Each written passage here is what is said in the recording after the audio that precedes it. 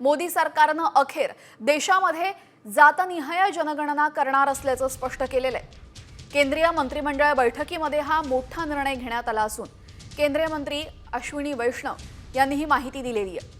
काँग्रेसने जातनिहाय जनगणनेला कायमच विरोध केल्याचा आरोप देखील वैष्णव यांनी केलेला आहे।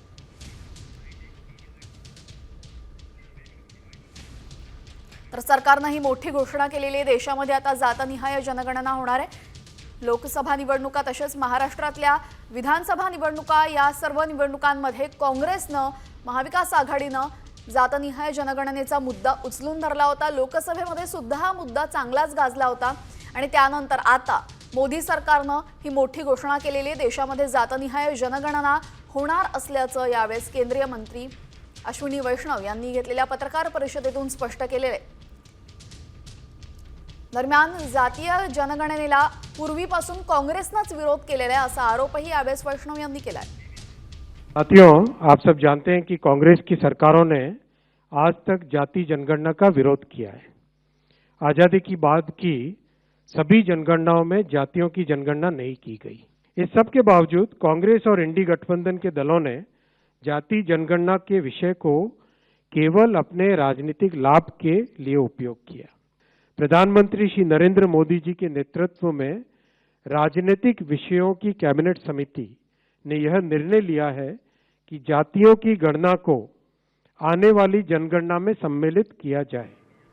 तर भारताला स्वातंत्र्य मिळाल्यापासून काँग्रेसचं राज्य होतं, मात्र तेव्हा एकदाही जातीय जनगणना झाली नाही आणि जातीय जनगणनेचा वापर काँग्रेसने फक्त आणि फक्त राजकीय फायद्यासाठी करून घेतला असा आरोप करत यावेळेस मोदी सरकार मात्र देशामध्ये जातनिहाय जनगणना करणार असल्याचं ठासून अश्विनी वैष्णव यांनी सांगितलेले आहे।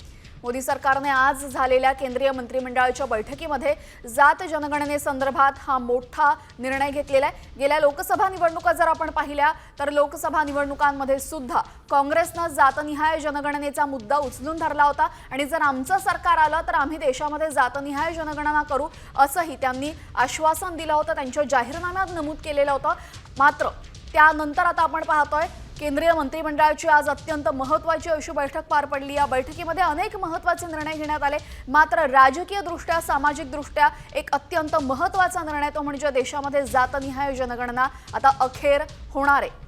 मोदी सरकारने हा मोठा निर्णय घेतलेला आहे आणि काँग्रेसने मात्र पूर्वीपासूनच जातनिहाय जनगणनेला विरोध केला होता, त्यांनी कधीही त्यांच्या कार्यकाळामध्ये केली नाही असा आरोप देखील यावेळेस अश्विनी वैष्णव करायला विसरले नाहीत। दरम्यान काँग्रेसने वारंवार जातनिहाय जनगणनेचा वापर त्यांच्या राजकीय फायद्यासाठी करून घेतला असं सुद्धा यावेळेस वैष्णव यांनी म्हटलेलं आहे। केंद्रीय मंत्रिमंडळाचा अत्यंत महत्त्वाचा मोठा निर्णय आपण पाहतोय। देशामध्ये जातनिहाय जनगणना होणार आहे। दरम्यान जातनिहाय जनगणना नक्की कशा पद्धतीने होईल आणि त्याचे एकूणच सामाजिक आणि राजकीय पडसाद काय उमटतील हे पाहणं महत्त्वाचे ठरेल। तर काँग्रेसने जातनिहाय जनगणनेचा विचार केला नाही असा आरोप बावनकुळे यांनी देखील केलेला आहे। जातनिहाय जनगणनेवरनं काँग्रेसवर निशाणा साधण्यात आलेला आहे। काँग्रेसने कधीच जातनिहाय जनगणनेचा विचार केला नाही, मात्र जातनिहाय जनगणनेच्या निर्णयाचं स्वागत मात्र वडेट्टीवार यांनी केलेलं आहे। बिहार निवडणुकीसाठी घोषणा नसावी असा टोला देखील यावेळेस वडेट्टीवारांनी लगावला।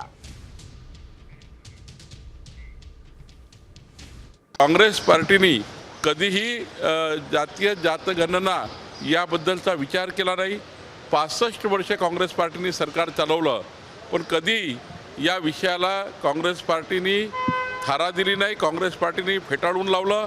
ज्या समाजाला अजूनपर्यंत समाजापर्यंत सरकार पोहोचलं नाही, एक मोठा समाज त्या भागात राहतो, यामध्ये जे आता मोठ्या प्रमाणावर त्या ठिकाणी सामाजिक असमतोल होता, तो सामाजिक असमतोल दूर झाल्याशिवाय राहणार नाही असं मला वाटतं।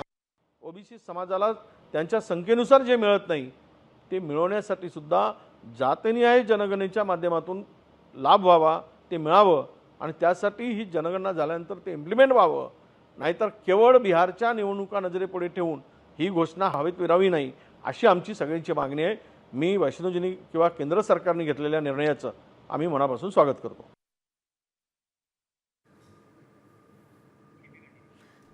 तर या निर्णयाचं राष्ट्रवादी अजित पवार गटाने सुद्धा स्वागत केलेलं आहे। सरकारच्या या घोषणेचं त्यांनीही स्वागत केलेलं आहे।